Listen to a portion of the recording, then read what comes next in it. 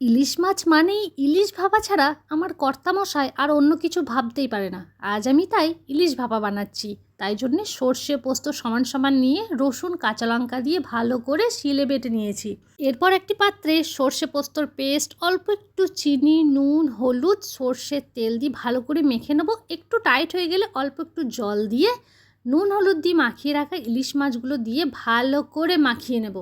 চারিদিক মাখানো হয়ে গেলে ওপর থেকে ধনেপাতা, দুটো কাঁচা লঙ্কা চেরা আর সর্ষের তেল দিয়ে বেশ কিছুক্ষণ ঢাকা দিয়ে রেখে দেবো। এবার একটি পাত্রে জল গরম করতে দিয়ে জল যখন একটু গরম হয়ে আসবে তখন সেখানে এই পাত্রটি বসিয়ে দিয়ে উপর থেকে কিছু ভারিয়ে দিয়ে দেবো যাতে জল ভিতরে না ঢোকে। এই পাত্রটি ফুটন্ত জলে 20 মিনিট রেখেছিলাম। 20 মিনিট পর পাত্রটি ঠান্ডা হয়ে গেলে ভাতের সঙ্গে সার্ভ করলাম। খুব ভালো লাগলো খেতে। অবশ্যই আপনারা একবার বানিয়ে দেখবেন। আর ভিডিওটি ভালো লাগলে অবশ্যই একটি লাইক এবং সাবস্ক্রাইব করে পাশে থাকবেন। টাটা।